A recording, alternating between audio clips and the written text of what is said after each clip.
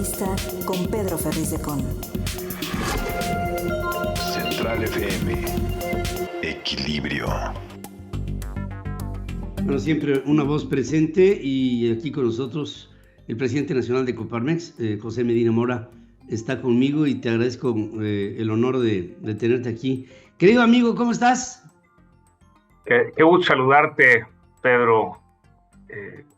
Muy buenos días, muy bien. ¿Tú cómo estás? Muy bien, con el gusto de verte también. Salen de ustedes una serie de análisis constantemente, ¿no? Y ahora tocaron mucho el tema de la extorsión que se da constantemente en nuestro país y que aparentemente esta no solamente no tiene freno, sino que va para arriba. Y todo esto, pues mucho de ello tiene que ver con el emprendimiento. Llegas, pones un establecimiento, echas adelante una empresa y lo primero que llega es un principio de extorsión. Y ahí pues te quedas ante la indefensión. ¿A quién se lo dices? ¿A tu esposa? ¿A tus empleados? ¿Y con quién platicas y quién te resuelve este problema? Esa es parte de lo que tú debes de ver constantemente en Coparmex. Sí, te diría, Pedro, en primera instancia hacemos una encuesta a las empresas socias de Coparmex y en esta cuestión de seguridad y que publicamos en nuestro monitor de seguridad, lo que encontramos es que 1 de cada 2 empresas ha sido víctima de un delito en los últimos 12 meses. Les preguntamos qué tipo de delitos. En primera instancia es el robo de mercancías, en segunda instancia el robo de vehículos. En esta instancia empatados está la extorsión, que incluye el cobro de piso, con el delito cibernético que está aumentando tremendamente. Ahora hicimos un enfoque en este delito de la extorsión. El 78% de los delitos de extorsión denunciados corresponden a extorsión telefónica o vía redes sociales como WhatsApp, de tal manera que un 22% sí es el cobro de piso que hacías mención. Pero quizá lo más relevante, Pedro, es que solamente el 4% de los delitos de extorsión son denunciados. Quiere decir, tenemos una cifra negra de 96%. Y claro, en la medida en que se denuncie más, pues sí, la cifra va subiendo. Pero esto nos ayuda, Pedro, a entender cómo es el proceso de extorsión y por eso la invitación a toda la ciudadanía es a denunciar, porque cuando denuncian se establece cuál es el método que siguen los extorsionadores y eso permite aplicar la prevención, es decir, que sepamos cómo le están haciendo para prevenir y evitar que haya precisamente estas extorsiones. Fíjate que la cifra es tremenda porque 1 de cada 2 empresas que ha sido víctima de un delito en este año, pues o sea, no tengo ni palabras. Y en todo ello, pues esto yo pienso que entre otras cosas propala la noticia en todo el mundo.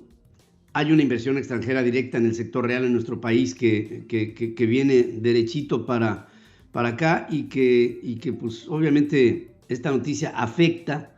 Ha habido, y lo sabemos, empresarios coreanos y japoneses y alemanes y de todas partes que incluso sus corporativos centrales los han llamado a sus países de origen ante el peligro que corren en nuestro país, y así el problema se ha venido conviviendo con él como si estuviéramos realmente aceptando el que hubiera una especie de guerra de baja intensidad en nuestro país que pues ya a todo se acostumbra uno, mi querido José.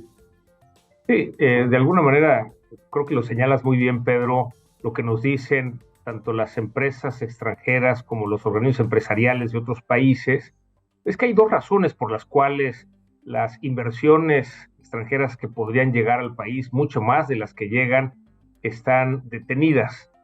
La primera es esta incertidumbre jurídica sobre la inversión, es decir, la duda de si en México vamos a cumplir las leyes, si en México vamos a cumplir lo que firmamos en los tratados de libre comercio. Pero una segunda razón por la cual detienen las inversiones es esta precisamente, que es la creciente inseguridad. Sí. Nos han dicho algunas empresas de Estados Unidos, por ejemplo, el que en caso de invertir en México lo harían en la frontera para lidiar solamente con la última milla. Ahí hemos insistido, Pedro, que si bien es cierto que hay una creciente inseguridad en varias partes del país, pues que no nos hagan caso a nosotros, que le hagan caso a su embajada en México. Tanto en México como en Turquía son los únicos dos países en que las embajadas de los Estados Unidos emiten recomendaciones tanto de viaje como de inversión por estados. En el resto de los países del mundo simplemente lo emiten por el país en general.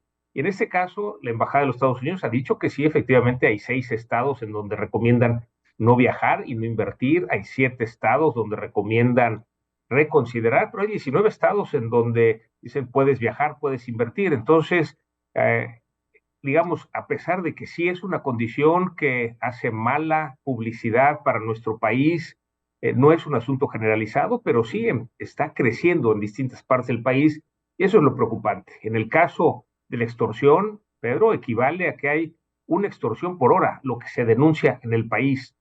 Alguien cada hora en nuestro país, en distintas partes de la República, es extorsionado. La mayor parte, como decíamos, es extorsión telefónica o por redes sociales. Sin embargo, un 22% es efectivamente este cobro de piso que desgraciadamente aparece en varias ciudades de la República. Sí, fíjate, algo tan sencillo como poder aislar a los reos de una comunicación celular en los penales, no se ha podido hacer, José, pero esto sí tengo que aceptarlo, no es solamente de este sexenio, ha sido desde que hay celulares y desde que pedían permiso para ir a marcar en un teléfono de pared, o sea, sigue habiendo una comunicación, incluso muchos de los que están en la cárcel siguen mandando a sus bandas, siguen comandando y dando órdenes desde dentro de los penales. Y esto, pues yo creo que tendría que ser una acción de voluntad. Ve lo que está haciendo Nayib Bukele en El Salvador. O sea, el cuate les dice, sí, pues ahora les voy a dar nomás 2 comidas al día. Y sigan así, les voy a dar 1. Y sigan así, los mato de hambre. Y pues la reacción inmediatamente se siente. Pero pues aquí lo que faltan son medidas, ¿no? De alguna manera, consideramos que siempre deben respetarse los derechos humanos, pero debe aplicarse la ley, es decir, alguien que comete un delito no debe quedar impune. Y eso es en donde No. tenemos que avanzar. Y una parte importante, Pedro, es que no está tipificado el delito de extorsión en todos los estados y por eso la iniciativa que estamos trabajando, no nada más con Coparmex, sino otros organismos del sector empresarial, con legisladores, es precisamente una modificación constitucional para que permita emitir una ley general de extorsión que de alguna manera se pueda aplicar en todos los estados del país y precisamente esto ayude a bajar la impunidad. Es mucha la tarea que se tiene que hacer, por un lado, en legislar, por otro lado, en prevenir, por otro lado, en invitar a la ciudadanía a denunciar para entender cuáles son los patrones que siguen precisamente los extorsionadores y también desde la ciudadanía, Pedro, y tú lo has dicho muchas veces, es exigir a las autoridades que nos regresen este México en paz que todos queremos, que haya coordinación entre las fuerzas federales, estatales y municipales, de tal manera que podamos transitar libremente por el país sin ser víctimas de un delito, el que la mercancía llegue a su destino, el que podamos recuperar estos espacios maravillosos que tenemos de país y que de alguna manera ante la impunidad y las omisiones de muchas autoridades, pues ha ido creciendo esta inseguridad y precisamente por eso es que lo señalamos, son cifras oficiales, Pedro, que nos llevan a reflexionar que tenemos que hacer estas propuestas de cambio para recuperar la seguridad. Sí, fíjate que yo entiendo lo que me dices de los derechos humanos, ¿no? Decía por ahí don Juan Sandoval Íñiguez, que conoces, que los derechos humanos son para los humanos derechos, ¿no? Y bueno, eso lo dice claro, con cierta sorna, pero lo que sí creo es que hace falta una mano más dura, más firme, más determinada, menos permisiva. Esos abrazos y no balazos, y les pido a los delincuentes que se porten bien. Qué bueno que se portaron bien en las elecciones, después de que hubo 92 muertos en las intermedias. En fin, son maneras de decir, pues no hay tanto problema, hombre. Esto puede seguir adelante así, cuando algunas de nuestras cifras son similares a las que se pueden presentar en Afganistán o en Ucrania. Entonces, que son lugares en guerra, ¿no? Cuando veo esto en mi México, como tú dices y lo dices con con la nostalgia de lo que fue un México en el que pues, nos íbamos despreocupadamente a Tlaquepaque a echar un tequila y no pasaba nada. Hoy nos duele este México y nos duele por las oportunidades, por la chamba, por la inversión, por la generación de empleo, por la educación, por la cultura, por la convivencia, por el respeto, por todo, José. Y eso pues yo creo que tiene que llegar un momento en que la sociedad diga, ya estuvo bueno, alto, ya, no más de esto. Y siento que si no es la sociedad y la sociedad se deja cocer a fuego lento, pues el día de mañana no vamos a tener capacidad para decir nada. Nos duele, Pedro, como bien lo dices, el que hace un año, 2 sacerdotes jesuitas hayan sido asesinados en Cerocagui, esta misión jesuita en la Sierra Tarahumara, asesinados junto con un guía de turistas. Nos duele cuando en una autopista entre León y Aguascalientes un comando armado detiene una nodriza y bajan a las camionetas nuevas que llevaban en traslado. Y bueno, eso es precisamente lo que queremos recuperar. Bien lo dice, se requiere desde la sociedad. Estaremos llevando a cabo un foro en el 3 de julio en el ITESO, Universidad Jesuita de Guadalajara, obispos de México y empresarios, precisamente para dialogar en qué podemos hacer desde la sociedad civil. Y habrá otros foros con universidades, con otras iglesias, con organismos de la sociedad civil, para llegar en septiembre a un gran encuentro en donde desde la sociedad civil podamos proponer qué se requiere para recuperar la paz y la justicia en nuestro país.